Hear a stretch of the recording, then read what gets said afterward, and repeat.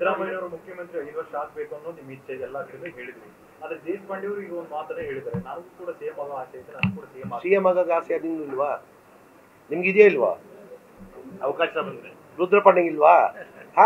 ಎಲ್ಲರಿಗೂ ಸಿಎಂ ಆಗ್ತದೆ, ಎಲ್ಲರಿಗೂ ಆಸೆ ಇದೆ. ಆ ಕುರ್ಚಿ ಖಾಲಿ ಇಲ್ಲ ಸರ್, ಇಲ್ಲ ಎಲ್ಲರಿಗೂ ಆಸೆ. ಈಗ ಮುಖ್ಯಮಂತ್ರಿ ಆಸೆ ಯಾರಿಗೂ ಇಲ್ಲಲ್ವಾ? ಈಗ ನಮ್ಮಲ್ಲಿ ಕುರ್ಚಿ ಖಾಲಿ ಇಲ್ಲ, ಅಲ್ಲಿ ಟಗರ್ ಕೂತವ್ರಲ್ಲಿ. ಟಗರ್ನ ಆ ಕುರ್ಚಿಯಿಂದ ಇಳಿಸೋದು ಬಹಳ ಕಷ್ಟ, ಅದಾಗಲ್ಲ, ಸಾಧ್ಯನೇ ಇಲ್ಲ. ಟಗರ್ ಅದು.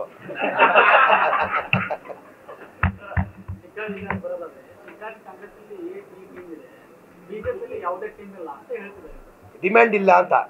ಎಲ್ಲಿ ಟೀಮ್ ಇರ್ತದೆ ಡಿಮ್ಯಾಂಡ್ ಜಾಸ್ತಿ. ಒಂದ್ ನಿಮಿಷ ಕೇಳಿ, ಎಲ್ಲಿ ಟೀಮ್ ಇರ್ತದೆ, ಎಲ್ಲಿ ಪೈಪೋಟಿ ಇರ್ತದೆ, ಅಲ್ಲಿ ಡಿಮ್ಯಾಂಡ್ ಜಾಸ್ತಿ ಅಂತ.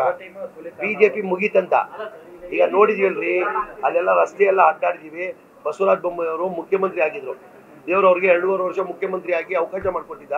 ಅವ್ರ ತಾಲೂಕಲ್ಲಿ ನಾನು ಬೆಳಗಿಂದ ಅಡ್ಡಾಡೆ. ನಾನು ರಸ್ತೆಯಲ್ಲಿ ಅಡ್ಡಾಡಕ್ಕಾಗಲ್ಲ. ಇಲ್ಲಿ ಬರ್ರಿ, ನಮ್ಮ ಚಾಮರಾಜಪೇಟೆ ಕ್ಷೇತ್ರದಲ್ಲಿ ತೋರಿಸ್ತೀನಿ. ನಾನು ಮುಂಚೆ ಹೆಂಗಿತ್ತು, ಈಗ ಹಿಂಗಿದೆ.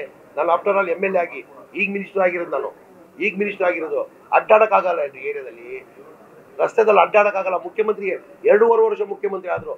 ಅವ್ರ ಕ್ಷೇತ್ರಕ್ಕೆ ಅವ್ರು ಮಾಡಿಲ್ಲ ಅಂದ್ರೆ ಬೇರೆ ಎಲ್ಲ ರಾಜ್ಯಕ್ಕೆ ಜನಕ್ಕೆ ಮಾಡ್ತಾರೆ ಬಿಜೆಪಿ ಅವರು? ಎಲ್ಲಿ ಮಾಡ್ತಾರೆ? ಆಮೇಲೆ ಬಿಜೆಪಿ ಅವರು ಬ್ರದರ್, ನಿಮ್ಗೆ ಹೇಳ್ತೀನಿ ನಾನು, ಯಾವತ್ತನ ಬಿಜೆಪಿ ಅವರು ನೋಡಿ, ಕಾಂಗ್ರೆಸ್ ಪಕ್ಷದ ಇತಿಹಾಸ ತೆಗೀರಿ ನೀವು. ಯಾವ ಚುನಾವಣೆ ಬಂದಿದೆ, ನಮ್ಮ ಸಾಧನೆಯನ್ನ ತೋರಿಸಿ ನಾವು ಓಟ್ ಕೇಳ್ತೀವಿ. ನಾವು ಈ ಸರ್ಕಾರ ಇತ್ತು, ನಾವು ಹಿಂಗ್ ಮಾಡಿದ್ದೀವಿ, ಮುಂದೆ ನಮ್ಮ ಸರ್ಕಾರ ಬಂದ್ರೆ ನಾವು ಹಿಂಗ್ ಮಾಡ್ತೀವಿ ಅಂತ. ಬಿಜೆಪಿ ಅವರು ಯಾವತ್ತನ ಸಾಧನೆ ತೋರಿಸಿ ಮತ ಕೇಳಿದಾರೆ? ಅವರು ಏನಿದ್ರು ಹಿಂದೂ ಮುಸಲ್ಮಾನ್, ಹಿಂದೂ ಮುಸಲ್ಮಾನ್. ಅವ್ರು ಯಾವ ಹಿಂದೂನೂ ಬೇಕಾಗಿಲ್ಲ, ಯಾವ ಮುಸಲ್ಮಾನೂ ಬೇಕಾಗಿಲ್ಲ. ಅವ್ರು ಬೇಕಾಗಿರೋದೇನು? ಕುರ್ಚಿ ಬೇಕಾಗಿರೋದು ಅಷ್ಟೇ. ಜನಗಳಿಗೆ ಏನ್ ಮಾಡಿಸ್ತಾ ಇದಾರೆ ಅವರು? ಜನಗಳಿಗೆ ಈಚೀಚೆಗೆ ಗೊತ್ತಾಗ್ತಾ ಇದೆ ಈಗ.